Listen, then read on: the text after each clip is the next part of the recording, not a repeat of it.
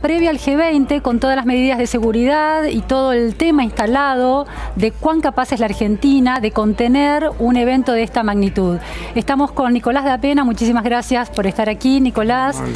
Nicolás es experto en armas y en terrorismo, es un experto que suele ser consultado por el Consejo de Seguridad de las Naciones Unidas, muy abocado en Medio Oriente, has estado en Siria y en Yemen trabajando. Sí.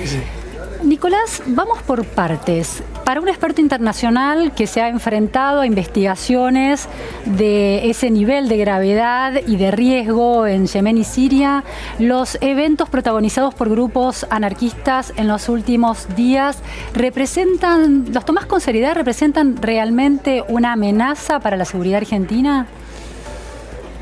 Partiendo de la información que es pública, de lo que uno puede acceder sin haber leído los expedientes, hay que separar dos momentos en estos últimos días, lo relativo al grupo anarquista de la calle Pavón y lo relativo a estos dos chicos de ayer, eventualmente vinculados con Hezbollah. Por eso yo quiero, primero los anarquistas, ¿no? Porque parece que hay como notas de color, que eran veganos, antipunk, entonces parece un hecho muy grave poner bombas en la casa de un juez o en un cementerio con personas, aunque sean los protagonistas de ese evento, heridas. ¿Tenemos que tomarlos en serio en términos de amenaza terrorista? Usualmente el modelo de análisis muy básico es capacidades e intenciones de cualquier grupo. En este caso la capacidad es notorio que hayan podido tener IED, artefactos explosivos improvisados. Eso no es común. De hecho, el desconocimiento por parte de estos chicos en el manejo terminó generando una explosión previa al momento que ellos preveían.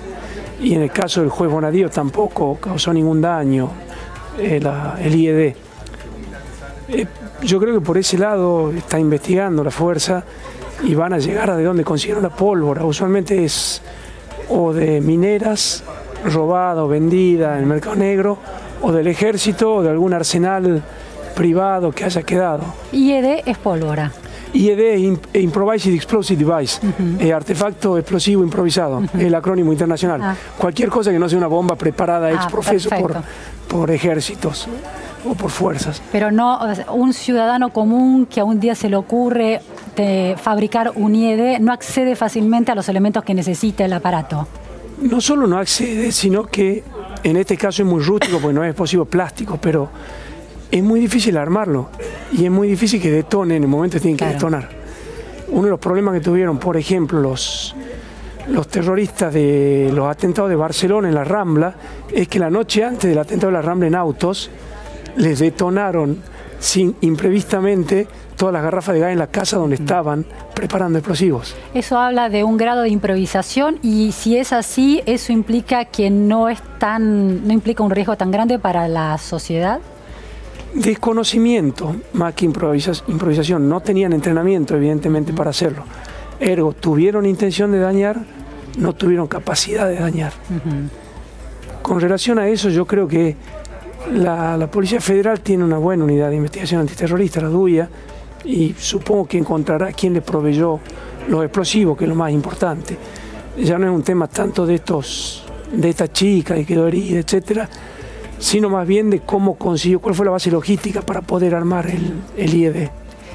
La identidad de esa persona o de ese grupo que le haya entregado ese material, implicaría que existe o no una red. O sea, si es algo espontáneo, improvisado o efectivamente existe una red.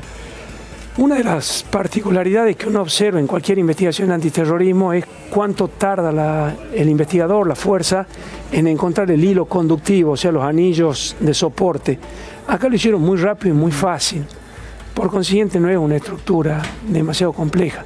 Habrá que ver quién le vendió explosivos a estos chicos y habrá que ver sobre qué base decidieron ellos que tenían la capacidad para armarlo.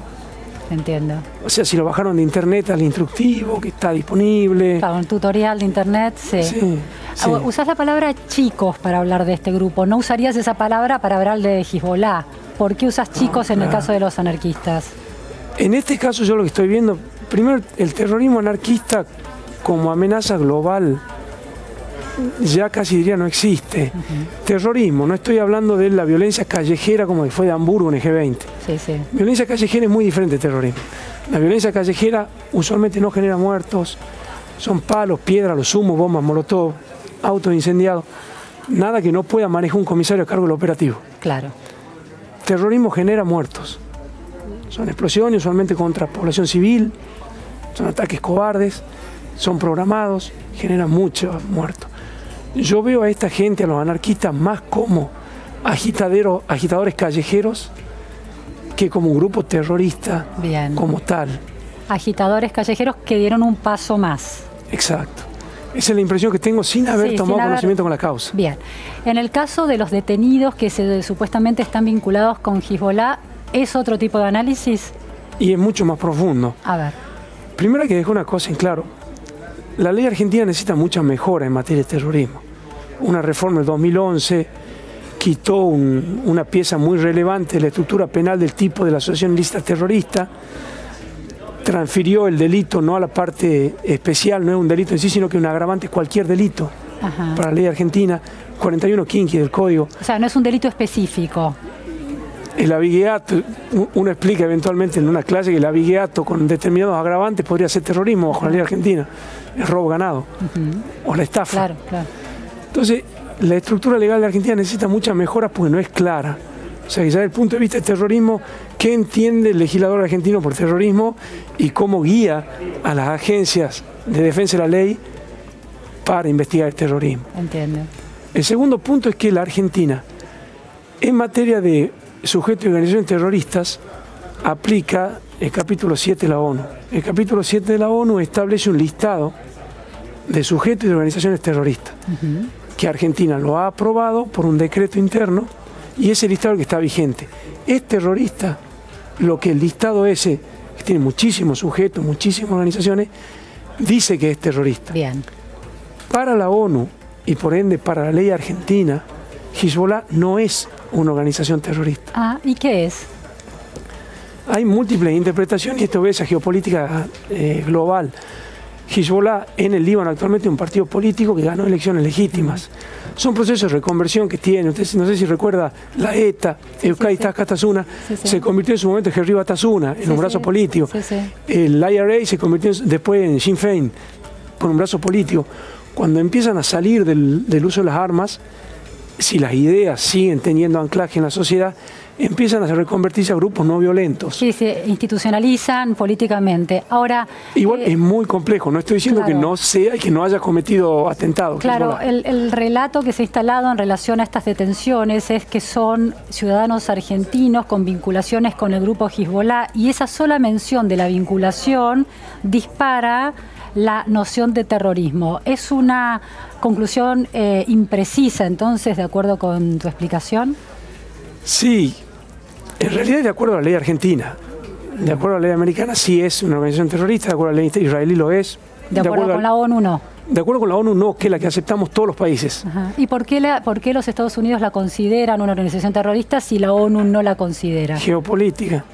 Rusia no la considera, Siria no la considera. Si un país no considera una organización como esta como una organización terrorista, ¿por qué la justicia argentina decide detener a estos ciudadanos por sus vínculos con Hezbollah?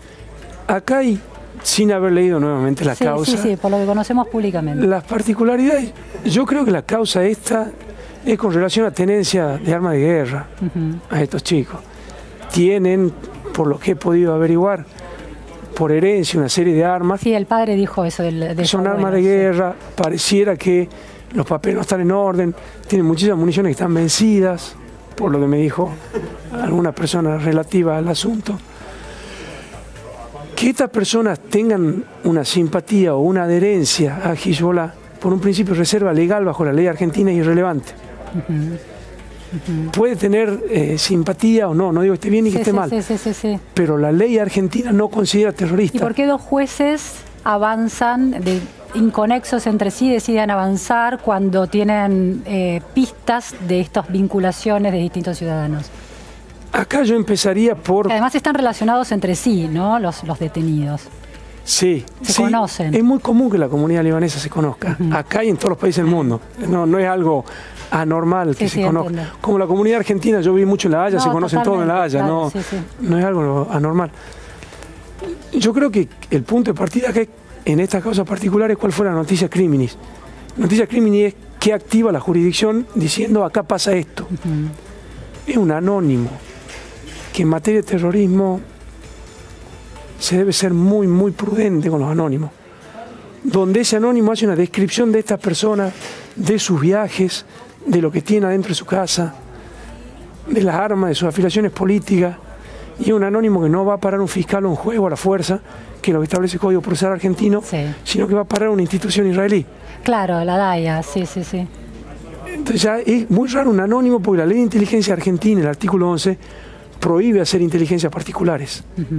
Y este anónimo pareciera que tiene por detrás tarea de inteligencia, que si no la hizo el sistema de inteligencia argentino, que está compuesto por el director de inteligencia criminal, la directora de inteligencia estratégica militar y la AFI, sería ilegal.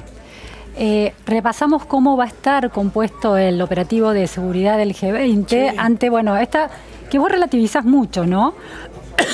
Esta amenaza real. Yo digo lo contrario. A ver. Creo que por ahí... que voy a toser. Por favor. Perdón.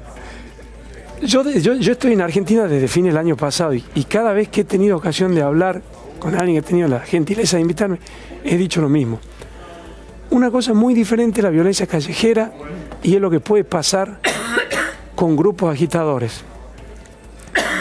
Otra cosa muy diferente es un atentado terrorista, de grupos terroristas sólidos.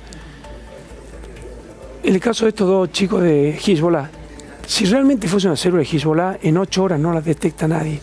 No la detecta el MI6, no la detecta la inteligencia americana, no detecta nadie en 7, 8 horas. Ergo no era una célula seria. El riesgo en Argentina, yo creo que hay un riesgo estandarizado de cualquier reunión de G20, que es el callejero, Hamburgo. Bien, sí.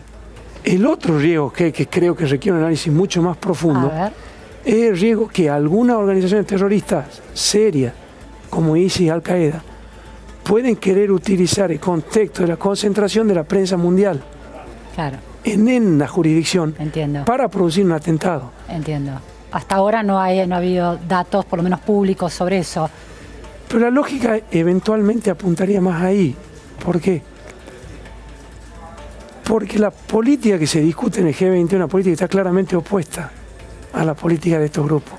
Y si usted ve ISIS jamás ataca, cada vez que se describe el operativo con 20.000 policías protegiendo autoridades, etc., ningún ataque va a ser a un anillo de seguridad. El ataque va a ser como en Barcelona, civiles, como en París a civiles, como en Niza civiles. Repasemos a ver cómo se pueden custodiar otras zonas. A ver, vemos la placa. La seguridad del G20 va a comprometer a 10.000 participantes, funcionarios de cada país, empresarios, organismos internacionales, ONGs y periodistas.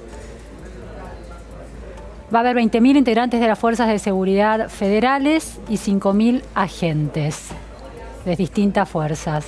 3 radares móviles fabricados por el INVAP, 6 aviones de combate A4 y Super Etendard, 4 helicópteros, 3 aviones radar AWACS de la Fuerza Aérea de los Estados Unidos, 4 carros de asalto blindados provenientes de China, 30 motos provenientes de China, 23 embarcaciones de la Prefectura y de la Armada, 2 lanchas rápidas clase Yaldak de la Prefectura, 200 buzos tácticos del Grupo Albatros de la Prefectura y por último vuelos restringidos.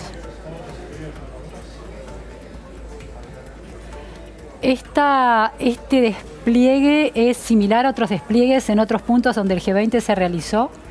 Los protocolos son muy similares. Muy similares. De hecho, los aviones AWACS que nombrabas de la Fuerza Aérea Norteamericana están desplegados en Uruguay. El Congreso Uruguayo dio un waiver para el ingreso de fuerza.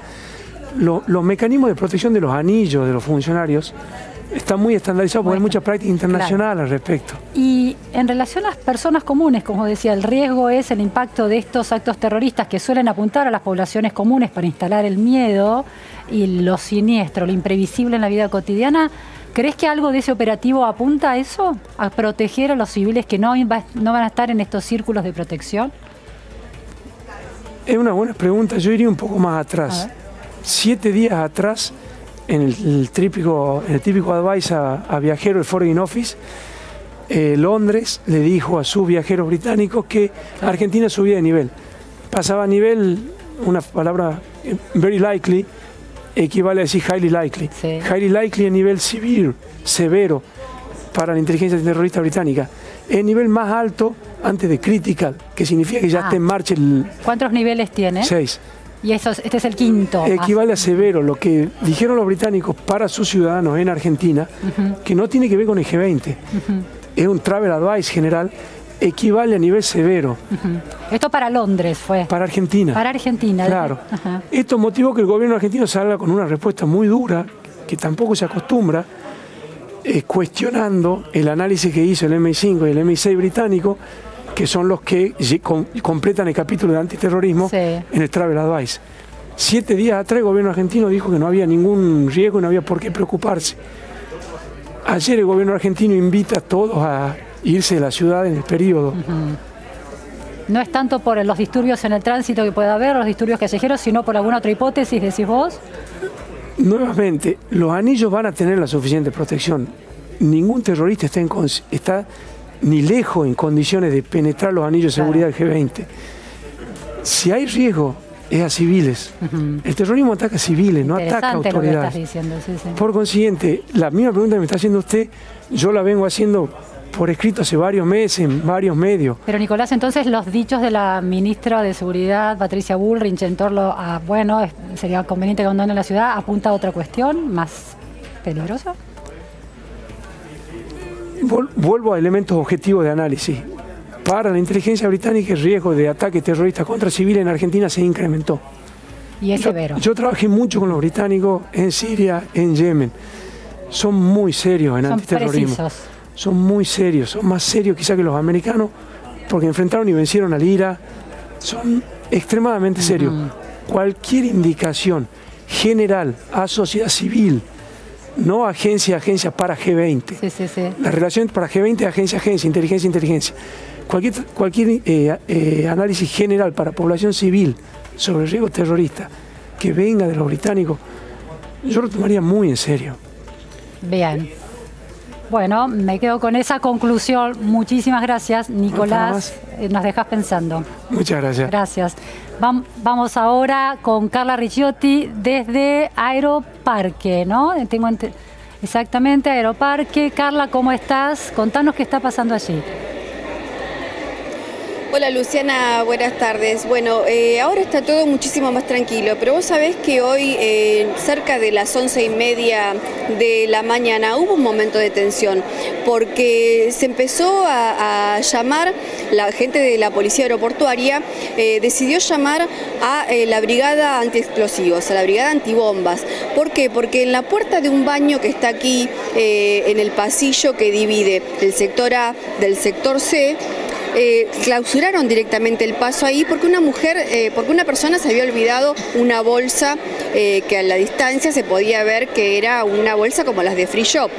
Bueno, después nos enteramos que una señora apareció corriendo y dijo, es mi bolsa, compré unas sábanas, me la olvidé. Con todo esto de las demoras y las cancelaciones en los vuelos, fui tantas veces y vine para que me reprogramaran el vuelo que me terminé olvidando la bolsa. Bueno, todo fue un altercado con la gente de la policía aeroportuaria, con esta señora que ella pedía que le devolvieran la bolsa, la gente de la brigada antiexplosivos que tuvo que revisar concretamente qué había dentro de la bolsa, hasta que esperaron prácticamente poco más de media hora hasta que pudo realizar todo este trámite y pudo quedarse nuevamente con este paquete que ya había comprado. Pero todo se movilizó con esto que ustedes mencionaban recién, ¿no? Esta especie de paranoia que hay con las bombas, con los explosivos, con los supuestos terroristas.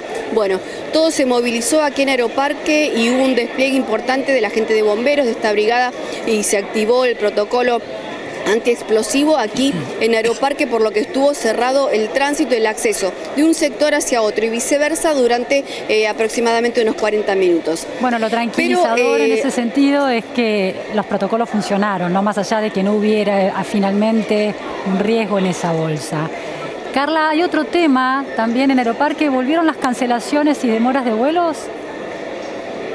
Sí, esto fue a partir de las 7 de la mañana, porque cuando todos los vuelos comenzaron a cancelarse y a demorarse, obviamente los que refieren a Aerolíneas Argentinas y Austral, porque se realizó una asamblea por parte de los trabajadores del gremio de aeronáuticos y de los trabajadores de la ANAC que estuvieron en el otro sector, en el sector C, justamente realizando esta asamblea.